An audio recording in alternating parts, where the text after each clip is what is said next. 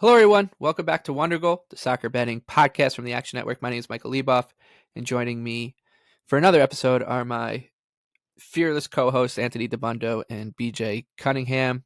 Together, we'll take a look at some FA Cup quarterfinal matchups this weekend, the 4 Premier League tilts, do a little jaunt around Europe, give out a 131-1 Underdog Parlay, and then our best bets for the Premier League for this shortened weekend. And then it's an international break, so the Premier League's taking a little bit of a nap, I would say, before we hit the true stretch run in April and May. We'll be back after this episode to preview the March 30th weekend. So a couple weeks off with the international break.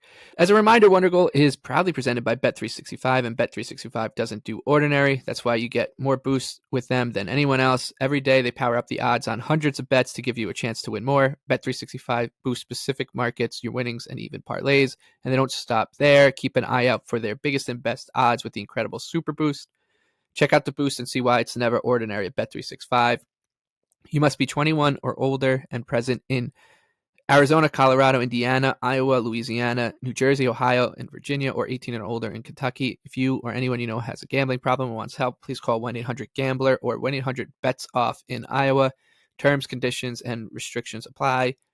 Okay, Anthony and BJ, a fun weekend. I think it's a little bit of a tricky slate to bet in the Premier League, but we'll start with the FA Cup quarterfinals. We'll highlight 2 of them. We'll actually touch on a couple of the other ones later in the show. We'll start with Manchester United and Liverpool. United is plus 275, hosting Liverpool minus 125. The draw here plays out 3-1. I think you can read into the situational spot as you'd like. Pretty much a Super Bowl kind of matchup for Liverpool, for Manchester United, with their kind of hopes to make something out of their Premier League season dwindling. Liverpool, of course, in the title race. They've already won 1 trophy, so they're still alive for some sort of a treble here. Odds on. It does look like this match profiles as one-way traffic for the Reds, just judging off what we've seen from them over the past few weeks here, BJ. Yeah, it's very eerily similar to the City United match that we just watched a few weeks ago, where I'm not really sure what United's going to do out of possession here, right? They're probably going to come with the same game plan that they had against City and in the previous meeting at Anfield against Liverpool, where they did get a 0-0 draw. But if we remember, they conceded 34 shots and 2.3 expected goals in that match. So it's like a pick your poison, right? Type of thing. Do they want to try to press them high and get into a transitional battle with Liverpool? Probably not. So they're going to have to sit in some type of low defensive block and just hope to God that Liverpool doesn't, put the ball in the back of the net. And, when I was, I don't project much value on Liverpool here, which I was kind of surprised by. So instead, I'm going to go a different route. Normally, I don't do very many props on this show, but I was looking through because United has been conceding shots for fun lately, and it's gotten so bad to the point where in their last, 6 matches, Luton Town, West Ham, Everton, Aston Villa, and City have all taken over 20 shots against them. At Bet365 right now, over 17.5 shots is minus 138 for Liverpool. The only scenario where I see, because I texted Anthony last night and I was like, this seems too easy, right? The only way that, this potentially doesn't win is if Liverpool scores early. But if United are going to sit in a low defensive block and just like hope to God that Liverpool doesn't break them down, then I don't really see a scenario how Liverpool doesn't get to 18 shots.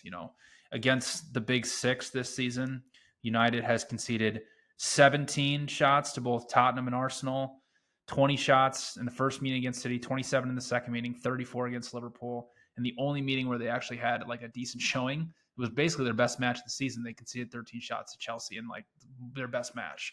So again, I just don't really see what United's going to do here. Like their best method of attack is just playing in transition, but playing in transition against the best transition team in the world is an incredibly dangerous game to play. So if you want to back Liverpool here, I'd take some alts. I'd take some -1.5, some -2.5, and just go for it because that is the only scenario, that I see in terms of betting it. But I did take over 17.5 shots because if they're conceding 20 shots to Luton Town and Everton of all teams, there's just no way that Liverpool doesn't, hammer 25 shots on goal. Yeah, that's the way I'm looking at it here. I think I have a hard time. Was saying when these two teams met at Anfield a couple weeks back that I think that Manchester United just going into that match with an approach of just shut it down is the right one from a expected value in terms of them trying to get something out of it. They did. It was ugly, but they came away with as I would guess call a feel bad draw because of the way it went, but they did get the point out of it. But this time it feels like this thing is just going to get out of hand with the way these two teams are going, even at Old Trafford. I don't think that really makes much of a difference here. I think that if you want to bet Liverpool, I think BJ, you're on the right track. So I think like even at -2 on like the three-way markets where if it lands on 2, you lose. You don't push at 5-1. I could see Liverpool winning this thing by like 3 or 4 if this shakes out the way we expect it to. Especially because it's like if Liverpool gets out early, gets out to an early lead, they're not going to shut it down. So, and United will have to open it up, and that makes for what could be like one of those embarrassing like 4, 5, 6-0 losses. So that's what I'm looking for here, Anthony. Yeah, and I think that's a good way to look at this live too. Maybe you play like a Liverpool first half also money line if you want to try to chase a plus money price. Because I am taking some Liverpool money line here, but if you're looking for potential alts, like I think Liverpool first half, Liverpool full game, or maybe if it is, you'll often see the market go. Let's say Liverpool goes up early. Maybe chase like a -1.5 live or -2.5 live because those are generally get undervalued when you have a favorite that's as good as Liverpool at expanding leads when they're able to play in transition, because that's really the tactical issue for United here. We've seen this team over and over again this year not really be able to stop the ball in midfield and allow very easy access to the penalty area. And now Liverpool's going to have Mo Salah. Liverpool's probably rotating a good bit of their team Thursday against Sparta Prague in the Europa League. They're up 4 goals at home. And then they're going to have most of their first team good to go for this match. I mean, Kelleher has represented himself well in goal. And, maybe Kwanzaa still goes again on Sunday because Konate's not back yet. But I'd imagine that they give the rest to guys like Nunez and Van Dijk on Thursday so that they're ready to go for Sunday. So you've got, Liverpool's 2 best attackers on the pitch. And we saw how dangerous that is even against City on Sunday in the big matchup. Salah immediately comes on, creates one chance for Diaz, and then almost scores himself. And that was like the first 3 minutes he was on the pitch. So as the game becomes more stretched, it seems to only favor Liverpool. And of course, like United can hit them on the break like they've done before. And I think Højlund probably gives them a half here, it looks like, based on kind of reading the tea leaves. But even still, like United, you mentioned some of the teams they've played in the last month. I wouldn't say any of them are like great attacking teams, and they're still getting over 1.5 XG every game. If your plan is to go outscore Liverpool, I wish you the best of luck. I just don't really think that's the way to beat them. So I'm going to take the Reds, and I think they're going to advance to the semi, and maybe we'll get a Liverpool City final. Could be on the cards. Would be pretty exciting. Or I was telling Anthony this yesterday, Michael. I'm thinking about betting Wolves like 11 or 12-1 to win the FA Cup because they have Coventry right now, and they can draw Chelsea in the semifinals, and then you could get which they've already beaten Chelsea twice this season, and then you could potentially get a nice spot in the final, or they could play Leicester, as we'll get to probably later in the show. Or they could lose to Coventry because their whole team is injured. 11-1 is not nearly good enough. I know. One more thing I'll mention about this Liverpool match, though. Liverpool, when playing with the lead this season, they've spent about 10 90s playing up a goal. They're averaging 2.88 XG per 90 minutes. Like that's how good they are with the lead, which is kind of silly. And also one more thing. I mean, United couldn't even play the ball out of their own end against Everton. Like Everton had 12 high turnovers against them. So what do you think Liverpool is going to do now that they have basically their full arsenal of people ready to go with their counter press that has been elite over the last 2 or 3 months. Yeah, I mean, I think United can find some success on the break here for sure. Mm-hmm. I mean, Liverpool's defense giving up over 1.5 XG.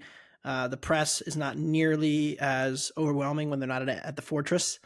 But yeah, I mean, it's like United wants to play this style and they've embraced it, and it's just like the worst matchup in the Prem for them right now. Yep. The other quarterfinal we want to highlight here, that Liverpool United is on Sunday morning. This one Saturday afternoon, 1:30 Eastern time, between City and Newcastle at the Etihad. City is laying -400. Newcastle traveling as a 10-1 underdog, and the draw is 5-1 here. Same thing. If you want, we can kind of suss out the spot, right? You could say that this is a little bit of a letdown situation for City. I mean, it's a quarterfinal, so how can you even like make that argument? But you've just played the biggest match of the season.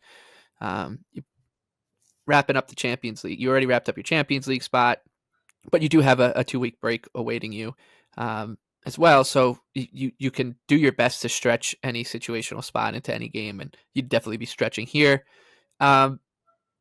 Newcastle continues to get hit by the injury bug. This is pretty absurd. It looks like this line is fine. I don't think I want to bet Newcastle here at 10-1, and you guys are kind of going the other way, and I think you're going to drag me over the line on a play on City in one way or the other, Anthony.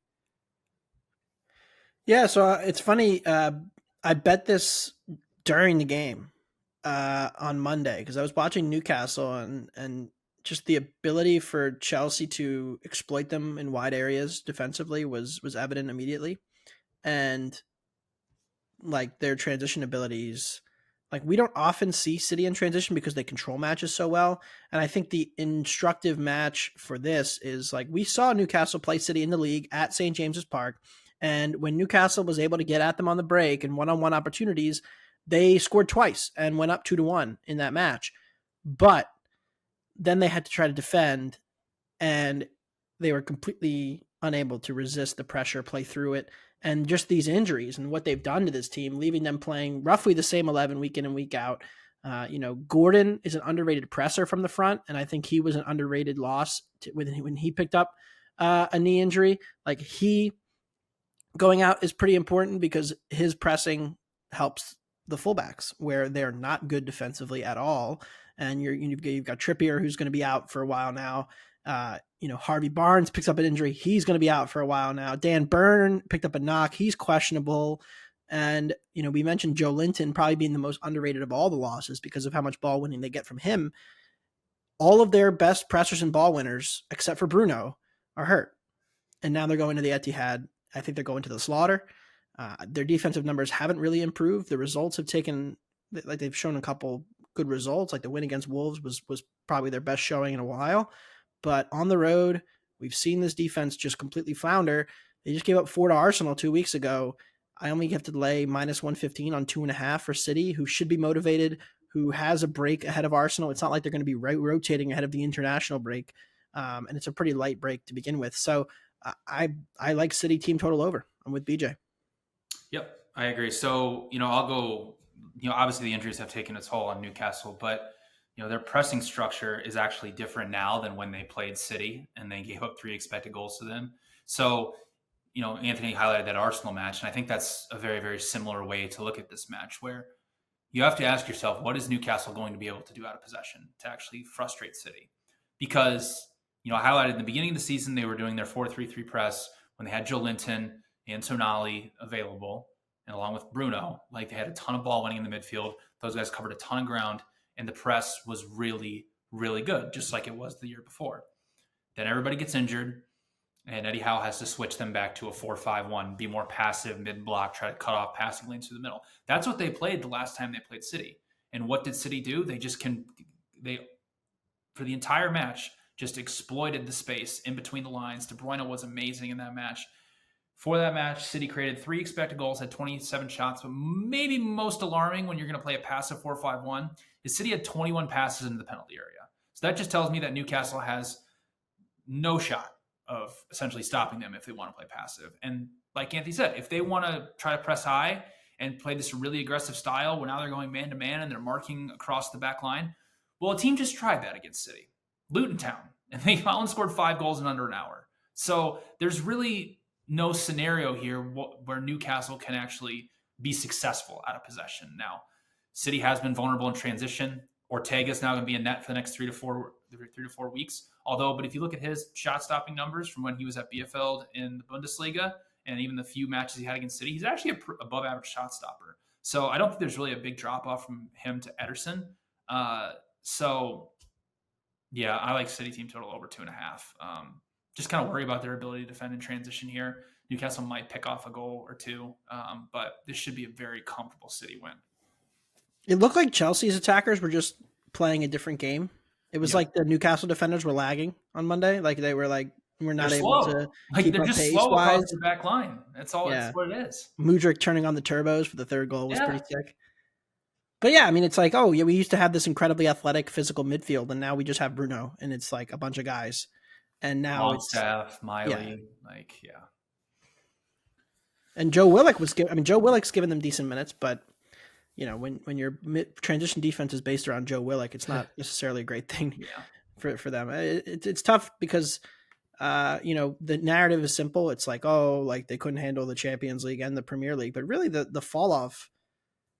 Any team that dealt with this many injuries was always going to be a disaster. So, I feel for them a little, but I also don't. Okay, so that's the FA Cup. Like I said, we've got a couple other matches we'll probably touch on towards the end of the show. Burnley and Brentford will kick off the 4-match Premier League portion. Burnley plus 210 at home, Brentford plus 110 on the road. And the draw here is sitting at plus 280. Burnley with that draw against West Ham to stop the rot a little bit. Brentford is still in the slide. This, if you want to squint and call it a relegation 6-pointer, you can.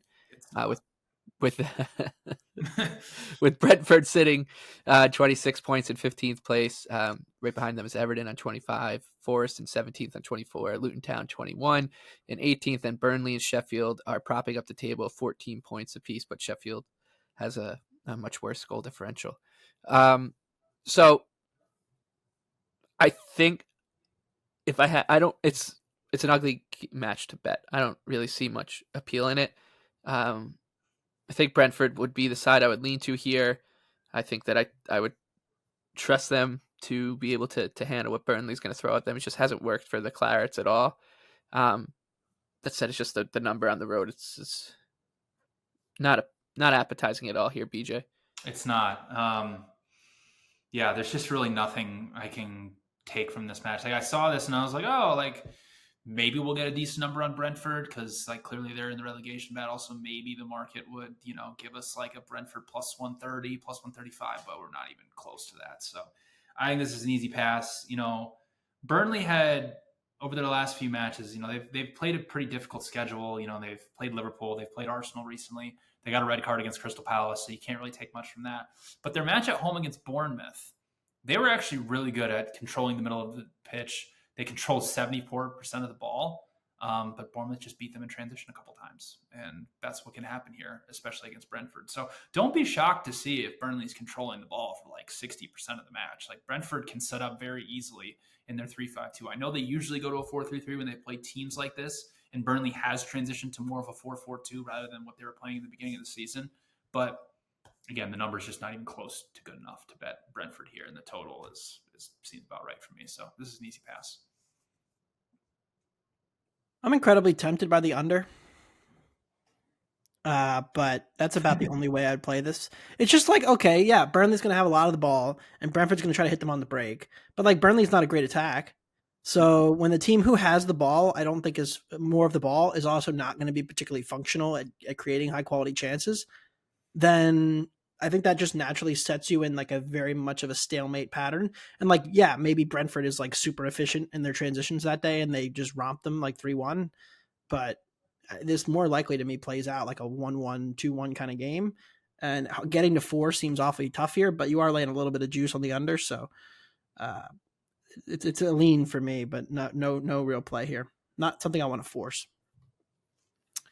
The game of the weekend in the Premier League, though, is an actual relegation 6-pointer between Luton Town and Forest. This one at Kenilworth Road, where Luton Town is a slight underdog. They're plus 170, Forest plus 150. And the draw here is plus 250. A win for Luton Town would obviously be massive. It would draw them level on points and goal differential, at least, with Nuno's Nottingham Forest, who also have that, the elephant in the room of the possible points deduction hanging over them. That said, I do think that Nottingham Forest is making marginal improvements without the results coming their way.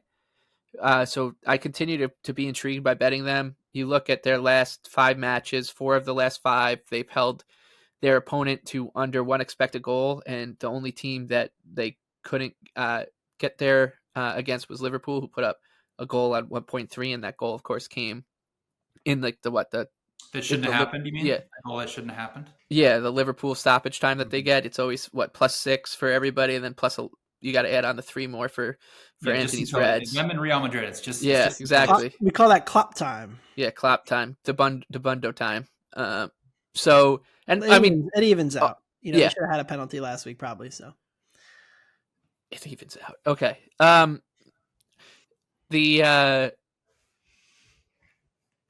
The point I'm making here is that I don't think that they're it should be 3. It should be 3 out of 5 of their last 5 matches, and that one, the other one that they didn't was that crazy match against Aston Villa, the 4-2.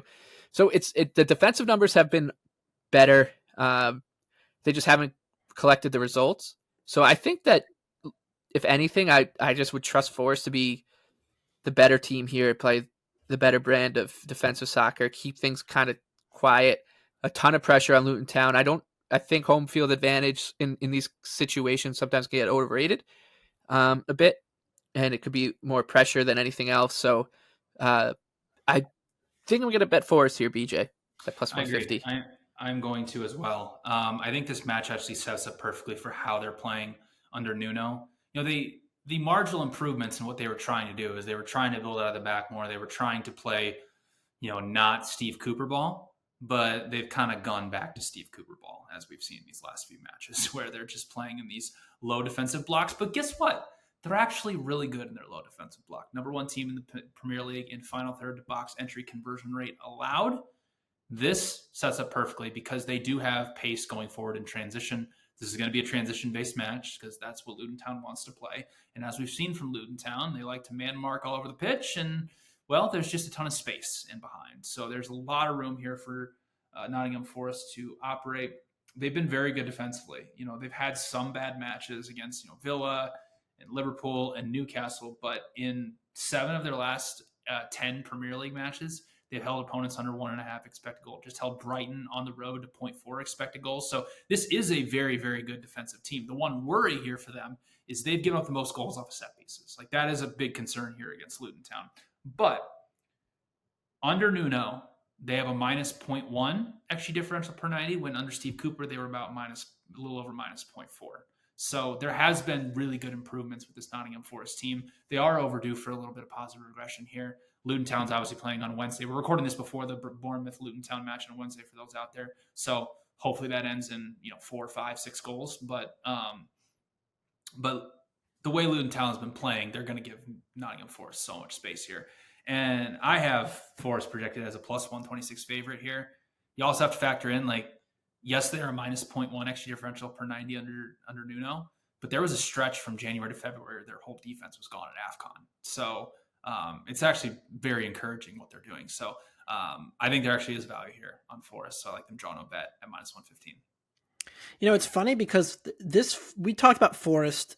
I remember saying early in the year, they're playing the lowest event brand football in the league right now. If they had just had a good goalie, this would have been a totally different conversation. Steve Cooper still has his job. Yep. And I don't think he was, we've gone back and forth with him. We've done the bit on Cooper at this point. But if you're going to play the style that Forest plays, you pretty much have to have a decent goalie. You're conceding shots, you're conceding space. you're going to play a defensive low block that applies little to no ball pressure until teams literally get the ball into your penalty area. But the set piece thing is a little scary. That's the only thing that scares me here. I agree, BJ. I hope the Luton match goes way over today, because if this were to get to 3 at like minus 130 or better, I'm on the under. Yeah. Because I just don't think either attack's efficient enough right now to warrant that total being at 3. I know that Luton has played this like chaotic ball, but at home against Nottingham Forest, it is really hard to get Forest to want to play that style with you, especially given the circumstances where it's for Forest, especially it's like, we really don't need to win this match. If we just draw on the road and keep Luton at bay, like it's going to be very hard for them to catch us in the last 9 matches, unless obviously there's a suspension or deduction. But yeah, if this were to get to 3 at minus 130 or better, I would bet the under. Right now it's like minus 140 is the best number out there. So again, if it takes some over money after this Luton game, hopefully goes over for you today or on Wednesday, or went over, then we can get some under money to come in, because Luton, as fun as they've been and as crazy as this carpet ride has been, they've now gone on a pretty lengthy spell of just not actually winning anything. And their XG created since December, 1.6 per match. Pretty encouraging. But that's like about as high as you can probably get Luton in terms of like, yes, they've been creating a ton of chances. Do we expect it to continue? I'm a little skeptical of that. So that's where I kind of see this match going, and I wouldn't be shocked. I lean toward Forest as well, but I'm pretty close to the market. So. Okay, Fulham and Spurs up next. The Cottagers are a plus 220 home underdog. Spurs, even money. On the road, the draw is plus 250. For this one, Anthony, any thoughts on your pet team, Tottenham? Not a ton here. You know, Fulham likes to play this chaotic, energetic, up-tempo style that involves a lot of pressing and ball winning, and they want there to be a lot of possessions. And that's a game that Tottenham is just like very comfortable with. I think the way to beat Tottenham is to, play a more defensive, low blockish if you're a worse team. And that's really not what Fulham's going to do. And I think Tottenham, we talked about this with other teams, but like I think Tottenham has maybe benefited from the way the league is this year more than anybody, in the sense that teams are happy to play Ange ball with Ange, where it's like, yeah, defending's optional. There's going to be spacing behind. And, you kind of saw that last week with Villa, where that game was like pretty dead for a while. And then all of a sudden, like 1 or 2, mistakes, and all of a sudden it's 2-0 and then there's a red card. Like it snowballs on you so fast when you play Ange. And I think that's something. And the way Tottenham has adjusted out of halftime has been really impressive this year. They've scored so many goals in the first 15 minutes of the second half this year. It's kind of insane. And I think that's something that maybe you target live, right? Like I joked about this in our Discord channel. Tottenham this year, like it doesn't matter what the halftime score is, because you can just assume that there's going to be at least 2 to 3 goals in the second half minimum every game. And it's kind of played out that way in a lot of ways. Even the last 2 games, like if you had the under in the last 2 Tottenham games, you had under 3 against Palace. It was 0-0 at half, ends 3-1. And you had under 3.5 against Villa Spurs. It's 0-0 at half, ends 4-0.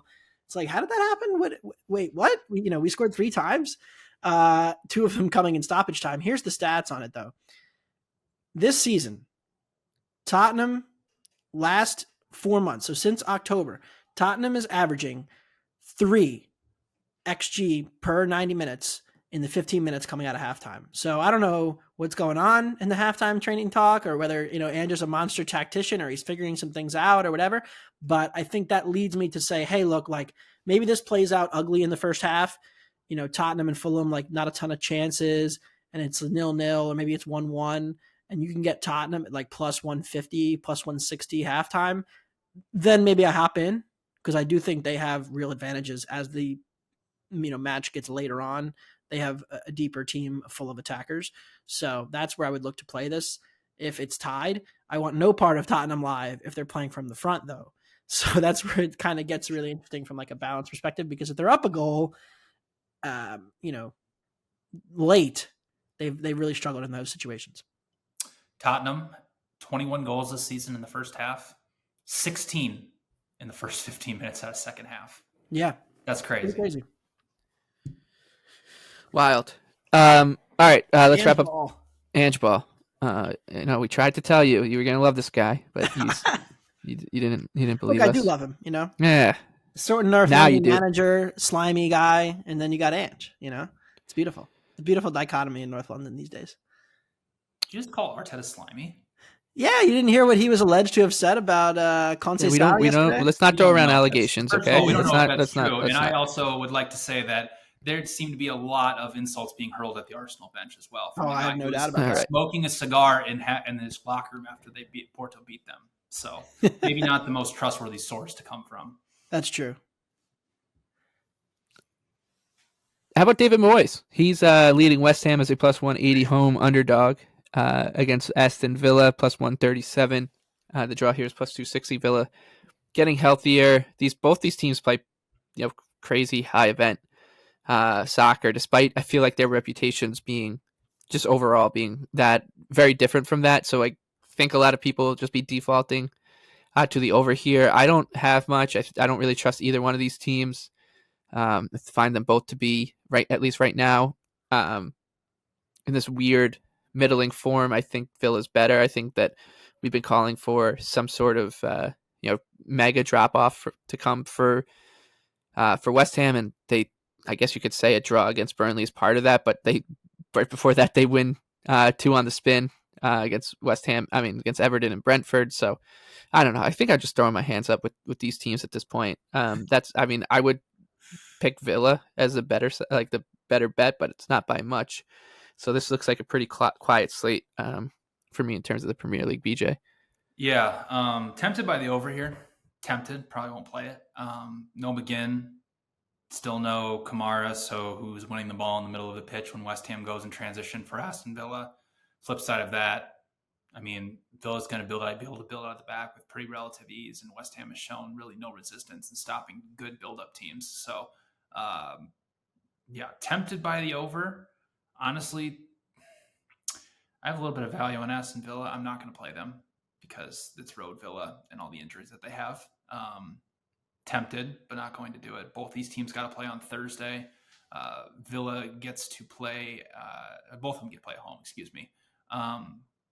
So, yeah, this is a pass, and just watch whatever chaos is going to ensue. And it looks like Moyes is coming back next season, which is just lovely. Yeah, I think you have to kind of examine the lineups here. This is a matchup where, the game's not till Sunday. Both teams are playing Europa League Thursday. Both teams are, in competitive ties. Villa's coming home against Ajax. You expect them to get that done. But West Ham's down a goal to Freiburg coming home. You'd probably say there's a good chance they have to play an extra 30 minutes. So how does West Ham manage their limited attacking depth for that match? Do they play everybody 120 minutes? Because if then, I think it's a good look to fade them on Sunday. So I think this is a match where we kind of need more information as to what the starters are going to look like. And, for a team like West Ham, who, has an outside shot at 6th, but not really, I think this ultimately for them is they might as well put their chips in the Europa basket because that's, a decent path for them. They're, going to be close to favored to make the quarterfinals. So they'll feel like they can swing that. And so if they put all their chips into the basket on Thursday, then Sunday, what's left in the tank with those guys who just played an intense European match 3 days before. So I think there's some questions about that. And then, from a matchup perspective, I'm agreed with BJ. I have Villa at plus 115, plus 120-ish. So I should bet them. And it's been a common trend now for 3 or 4 weeks where I'm just a little bit higher than the market on Villa, which I think the market is maybe picking up on and expecting regression for them. And I think that's, something that's reasonable to expect. But against this West Ham team that's been kind of a sieve defensively, especially against any competent team they've played all year, it feels like it would be Villa or nothing for me for sure. If I get Villa drawn a bet minus 120 or better, I think I might have to play. Yeah, I would fire too. But then again, West Ham is such a weird team this year. I mean, if you look, it's funny you mentioned it, Michael. It's all right, so they had a stretch in the middle of the season, right around Christmas. They beat Wolves. They beat Man United. They beat Arsenal back to back to back. They stole a draw against Brighton. Everybody's like, West Ham, they're doing it again. And then they draw Sheffield, draw Bournemouth, lose to United, lose to Arsenal, lose to Forest, get knocked out of the cup by Bristol City. So they essentially went 8 matches without a win. Everybody's like, Moyes has to be fired. And then they beat Brentford, they beat Everton, and now they're in this Europa League draw. So they've had so many roller coaster swings this year. And Yeah. every time they need a result, Moyes needs a big result, they luck box a win against a team that outplayed them to save it. And it's just like, okay, if you could time up those matches, you'd be brilliant. Yeah.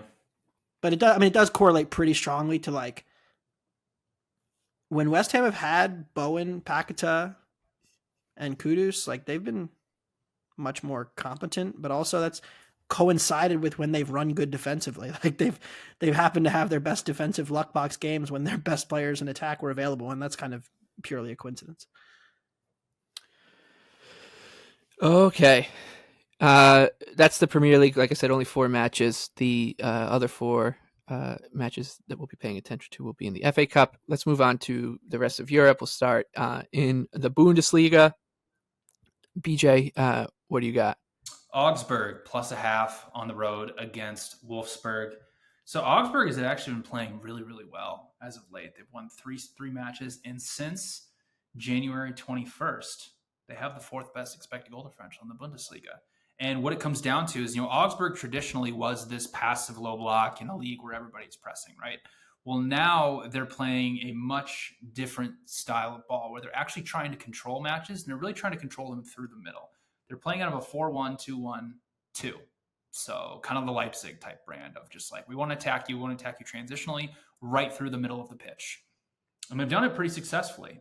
And even in these last, their last 8 matches, 6 of the matches have came against teams in the bottom half of the table. And every single one of those matches, they've held over 50% of the ball. And overall for the season, they have a +2.9 expected goal differential against teams in the bottom half of the table. Wolfsburg have not won a match in 2024. In fact, they only won 2 matches since the beginning of November. And one of the key areas where they're lacking is they're allowing a ton of crosses into their penalty area.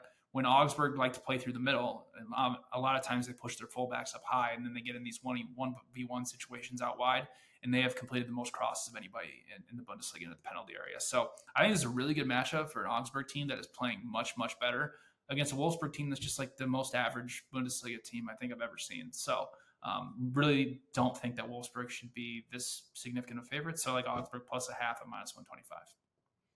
Yeah, so I threw this in the app a couple days ago. Union Werder Bremen under 2.5 at -110. I have this at 2.32. And don't get much lower in Germany very often, but you get Union Berlin, who, we've done the whole gambit on this team, but they've been good at home defensively this year. It's been on their travels. They've conceded 23 goals in 13 matches. At home, considerably better, closer to about a goal per match, and they play out this very low event style. Werder Bremen also very passive. I think this sets up to be a bit of an ugly one, so I like under 2.5. Not a great Bundesliga slate for me. Don't have a ton else on the board. Okay, we'll move on to Serie A. BJ, you're on Juve. Yeah, I think a decent buy low spot here for Juventus. So they have gone 7 matches with just 1 win. So they're going through this, bad part of their schedule. But even through those last 7 matches, they have a +3.1 expected goal differential. So I think this is a pretty decent buy low spot for them. I know their style of play under Allegri is very transitional based. It's very low blocky. It's not typical of what you think of teams like Inter and some of the better teams in Italy that actually dominate matches. But Juventus has been good against teams lower than them, teams in the bottom half of the table. They have a +1.19 expected goal differential per 90 against teams in the bottom 10 teams in Italy. So they are doing a good job of creating chances and covering these type of spreads. They're playing Genoa, one of the better defensive teams in Serie A.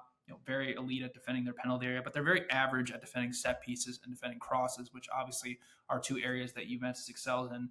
The problem for Genoa is that they are one of the worst offensive teams in Italy. They're only averaging 0.8 non-penalty expected goals per 90 minutes, bottom 3 and final third in box entries. So, I think this is a really good buy low spot here for Juventus. So like the -1, -120. We talked about Roma. They just had a crazy finish with the last kick of the game against Fiorentina to save our butts last weekend, BJ. But I think the total is now officially too high. Yep.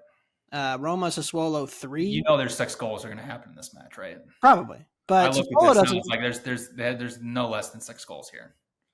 Yeah. But I'm going to bet the under at 3, despite the 6-goal outburst that's coming. It's kind of wild. I mean, they've gotten the most penalties outside of Inter and Roma in the league. Sassuolo, that's kind of helped their attack a lot. But their average shot distance is 19.6 yards. That's the longest in the Serie A. They have the lowest XG per shot in the league. They are a terrible attacking team, quite frankly. Their other profile is poor. They've put a lot of shots on target despite those terrible numbers. So they've had some good, shooting ability, but still their goals per shot is the third worst in the league. So it's a Sassuolo attack that generates next to nothing in terms of high quality chances, and it's a Roma defense, which is top 4 in allowing poor shots. So they'll give them a lot of shots from distance that probably won't score. And Roma, as much as their attack has improved, there's been plenty of run good to get to those numbers. Roma also coming off of a road trip for them to England on Thursday, so could be some tired legs. I just think that we've now reached the point where all these goals have led to the inflation of the total in a Roma match, and I just don't really agree with it being all the way up at 3 in that one. I think it should be like 2 3/4. So under 3 plus 100 in that one. Okay, on to La Liga now. Anthony, you've got a psychotic play coming our way. Yeah, so I watched a good bit. I mean, all of the it was on the second screen for me, but the Barca Napoli game, that was fun. And, Barca looked very good attacking, in the wide areas. And I do think that they'll find some success here on the road at Leti. But I don't really think, given their midfield situation, that Barca is capable of keeping control of matches. And so they're going on the road against Atletico, who, again, old school Atleti would probably play more defensive in this, but we've seen Atleti this year when they've played, for example, I think their matches against Real Madrid are pretty instructive. Like, Real Madrid has not completely dominated possession, and Atleti's defending deep and trying to, prevent chances and hit them on the break. It's been a very back and forth, free flowing match. And given Barca's injuries, they can't keep teams from running at them in transition. There's no ball stopping. And so we saw Napoli, especially early in that second half when it was 2-1 Barca, you saw Napoli get chance after chance where they're running at the penalty area. And so I think there's a path to goals in this game. So the 2.5 total, to me, it's a little bit juiced to the over. So there's a minus 145. I don't mind laying the juice. I think that's fine. But I think if you want to get really crazy, 4 p.m. Sunday, so right before the selection show for March Madness, a little both teams to score, minus 182. But what if you took some both teams to score first half? Now we're talking. So one of my favorite bets, I'm going to go both teams to score first half in the match. It's up to plus 270 at some books. Good luck following that one up, BJ. Well, I mean, I'll go with another over here. Getafe and Girona over 2.5 at minus 115. Some interesting things are happening with Girona right now. I think they realize the position that they're in and that they don't want to lose it. So they're not playing as aggressively as they were at the beginning of the season. But with that being said, this match has the real potential to go off the rails if a goal goes in either side, given the way that Getafe has been playing recently. So Getafe forever obviously was a 4-4-2 low block, and they still are. But this season, they've been much more willing to get forward, much more willing to play open and with teams. And, it's had a pretty decent effect on them. They're, sitting around the middle of the table in La Liga rather than being in the relegation fight. They have a great striker in Morial who has, a 0.55 XG per 90 minutes scoring rate. And really what this comes down to is Getafe, the way they want to play, and it's typical of 4-4-2 teams, is they want to create chances via crosses. They want to get the ball into wide areas. Well, with Girona wants to build out in a 3-1-6, the space that's available is out wide in transition. So that is where they can exploit them. Now, Girona, even though they have been playing, a little bit more cautiously, they've been still pretty elite at breaking down low blocks. They've played 4 straight teams that play a mid or a low block, and they've created 7.2 goals and expected goals in those 4 matches. Getafe is allowing around 1.5 expected goals per 90 minutes, 15th and final third of box entry conversion rate allowed. So they're really not that good of a defensive team. So I think how this match plays out is Girona is going to be able to overload the final third. They're going to be able to create chances in this low block, but they're also going to have chances in transition out wide. So I projected 3.17 goals for this match. So over 2.5 at -115 is a little low for me. And I think it's a good buy low opportunity for a Girona over, which we're hitting, at rapid pace at the beginning of the season. Now they've kind of settled down a little bit. Okay. Ligue 1, all you, BJ. Nice +0.5 against Lens. Lens is a very interesting case because they have overperformed pretty drastically defensively this season. 23 goals allowed off of 34.5 expected. And it all just comes down to Bryce Samba. Like, he's been having an unreal shot-stopping season, around a +10 post-shot XG ±. But the flip side of the coin is Nice is now going through this bad run where they haven't won a match, or they've lost 4 of their last 6 matches, only picked up 2 points during that stretch. But even during that stretch, they only have a -1.5 expected goal differential. So this is a really good buy low on a Nice team that is still playing very, very well, just not getting the results that they deserve. So, they have a +9 expected goal differential on the season. Lens is only at +4.5. So there's really no reason why, other than form, that Lens should be around an even money favorite here at home. So I like Nice +0.5 at -120. All right. It's a short slate, but we still have found a way to provide you with a chunky underdog parlay. This one's going to come out to 131 to 1. BJ, you can go first. Augsburg +260. I already mentioned them against Wolfsburg. Augsburg team that's playing much, much better recently, changed their formation from a passive low block team to a team that likes to press higher, cause more of a modern style game. They're really good at sending crosses in the penalty area, completed the most of anybody in the Bundesliga. That is an area where Wolfsburg struggles. Augsburg have been really good since January 21st, 4th best expected goal differential in Germany. So I think Wolfsburg is overvalued here, and they're going through a really bad run themselves. Only won 2 matches since the beginning of November. So I like Augsburg +260. Okay, I'm going to go to the FA Cup quarterfinal between Leicester City and Chelsea. We've been saying it all year that this Chelsea team can find a way to just lose to just about anybody in the Premier League at any situation. And I am fully aware that Leicester City is not in the Premier League this season, but they're in the Championship. They are top of the table, and while their form isn't great at the current moment, they've given away a pretty chunky lead. You look at the roster and you think they essentially are a Premier League team, right? That's one way to just bounce right back up, is keep a Premier League team intact. And I think you could make a pretty solid argument that had they been in the Premier League this season, they'd comfortably be surviving ahead of some of the dregs. So I think that this Leicester City team is being a little undervalued just based on the fact that they are playing in the Championship despite having a Premier League quality team. So I'll take a shot with the Foxes, an old friend, at 6 to 1 here, Anthony. Yeah, Leicester wasn't truly a bottom 3 team last year anyway. So now they're probably like the 15th best team in England, 16th. So don't hate that. But also, I'm going to take a shot too. Embrace the cup variance.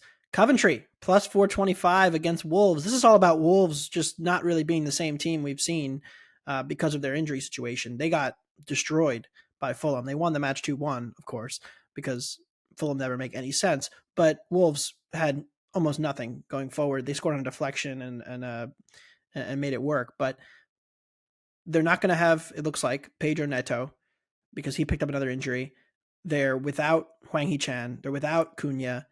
Bellegarde's probably out as well.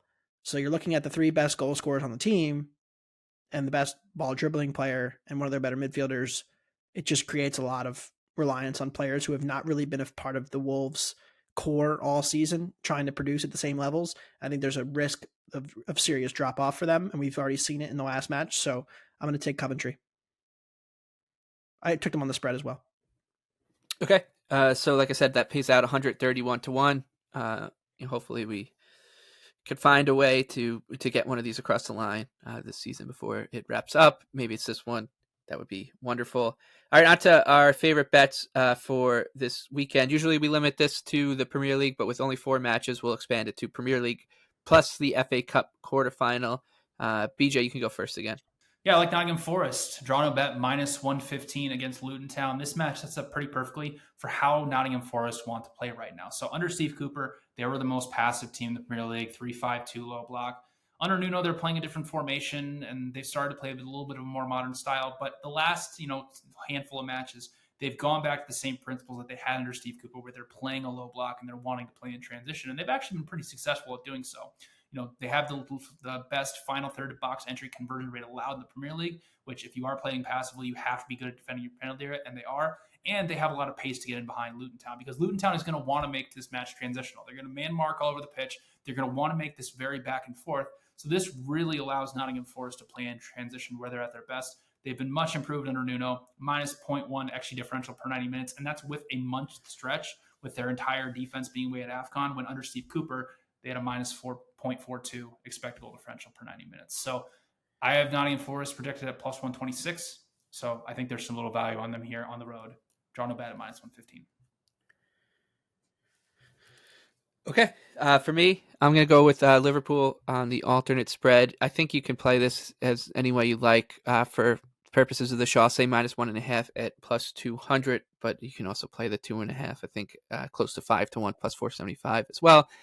The way this game sets up, with it being a cup quarterfinal and United's defensive deficiencies, I can see an early Liverpool goal, and that really helps us out here. As obvious as it is to say, but also from like a game state perspective, where Manchester United will have to open up even further. That's exactly what Liverpool wants.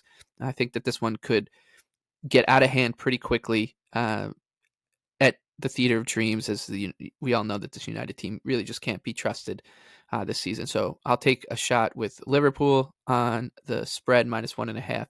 Anthony, what do you got? You're betting Liverpool. I'm betting Manchester City. I don't know what's happened to us as a podcast. That's what happens. The magic of the cup. Magic of the cup. Magic of the cup. We got two dogs and two favorites as a podcast, but I like City team total over 2.5 at minus 115 against Newcastle. Newcastle's defense has not recovered. The injury crisis is getting worse. They can't really press without Gordon effectively, without Joe Linton's ball winning. With the injuries they've got at defensive fullback areas, and now Dan Burn questionable, Trippier out. Like, it's just a lot of concerns, and we've now seen them struggle to defend in transition. We've also seen them struggle to defend when teams control matches against them, like Arsenal did. So the last 2 weeks against Arsenal and against Chelsea away from home, giving up 4, giving up 3. I think we got City, who's the best attack of those 3 at home in a cup match that they're going to be motivated to win heading into the break. I like City team total over 2.5. All right, that does it for this week on Wondergoal. We will be back at the end of the month after the international break to preview the next Premier League slate, and things obviously are going to get pretty hectic from that point forward as we wrap up the leagues, the cups, and look ahead to Euros 2024. So that's also something to keep an eye on. We'll let you know our plans for that, but I'm sure it'll be every match, every preview you can imagine, but a lot of soccer still to come. For Anthony, for BJ, thank you to our producer Noah. Thank you to our sponsors Bet365. We will see you again in a couple weeks.